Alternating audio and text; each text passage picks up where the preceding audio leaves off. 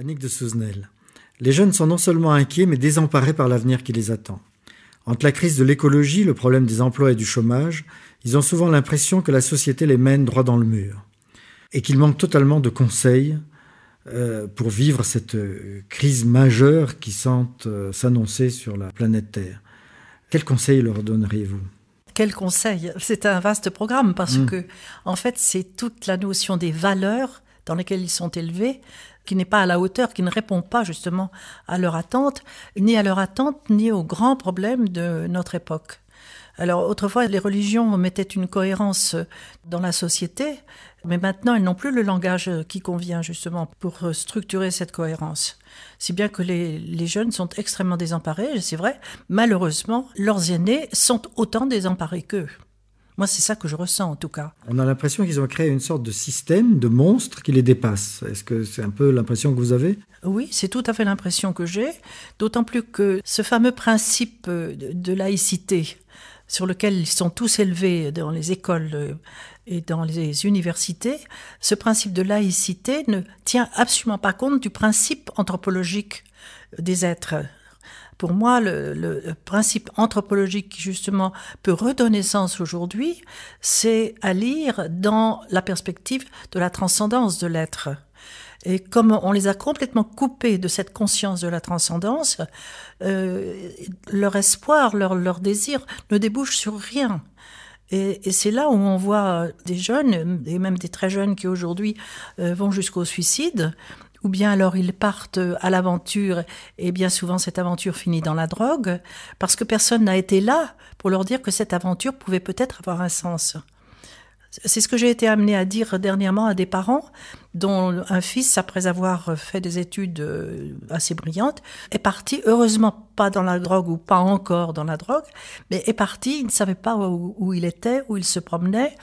Et je leur ai parlé du labyrinthe qu'il était nécessaire pour des jeunes de faire avant d'entendre cette instance intérieure qui les appelait à entrer dans une toute autre dimension d'identité à l'intérieur d'eux. Et que très probablement, alors qu'il me disait « mais ce fils est en train de survivre », je lui ai dit « mais c'est vous qui êtes en train de survivre, lui est en train de chercher la vie ». Oui, et peut-être de vivre, oui, tout à fait. C'est peut-être le seul dans la famille qui est en train de chercher la vie. Et qu'est-ce qu'ils ont répondu à cela ? Ils ont répondu d'une façon très positive. Très, très positive. Ils ont compris, ce sont des êtres qui ont ce sentiment de l'intériorité, heureusement. Mais ils ne voyaient pas le lien entre cette recherche de l'intériorité, ce retournement, parce qu'ils restaient dans des catégories religieuses extrêmement horizontales, j'allais dire. Alors que le fils était à la recherche de la verticale. Alors c'est ce que j'ai essayé de leur expliquer. Et je peux extrapoler ça à la jeunesse actuelle pour répondre à votre question. C'est ça. Il s'agit de leur redonner ce sens de cette verticalité de l'être dont ils n'ont aucune idée. Car ce n'est que là où ils vont pouvoir déployer une audace de vivre. Car je pense qu'il faut employer le mot audace dans ces conditions-là. Alors que là, au contraire, on les rend tous très peureux.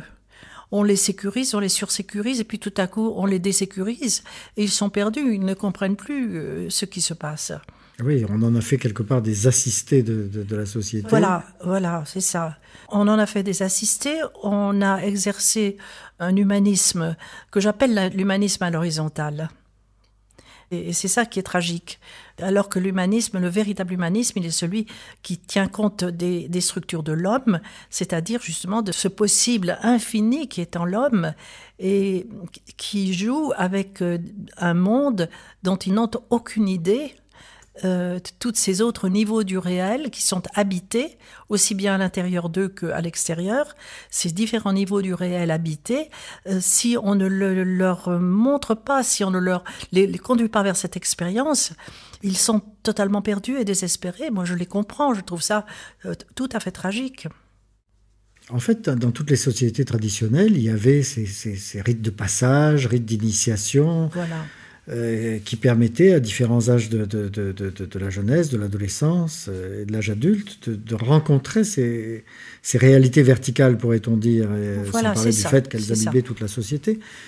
Mais il faudrait donc retrouver des sortes de rites comme ça, ou qu'est-ce que vous voyez comme... Alors, je ne sais pas si il y a lieu de retrouver des rites de ce genre, c'est très possible, mais je crois qu'aujourd'hui, la vie apporte les événements qui pourraient faire objet de ces rites si on savait le leur montrer, les initier à cela et leur montrer que ce n'était pas en luttant contre, mais au contraire en entrant dedans, en pénétrant les événements, en essayant d'entrer dans l'intelligence des événements. Tandis que la vie, pour eux, est morte. Les événements sont morts. Ils ne savent plus que les événements portent un message. Et ne sachant pas lire ce message, vivant la vie comme morte, on en fait des morts. Oui, en quelque sorte, il faudrait leur décoder le réel dans un sens vertical. Voilà, pour leur montrer que ce réel les invite à un autre réel, à une autre dimension du réel. Moi, je suis très touchée à l'heure actuelle de découvrir chez les physiciens de la physique quantique, justement, la description d'une façon très, très objective de ces différents niveaux du réel que les sciences traditionnelles nous apportent depuis toujours.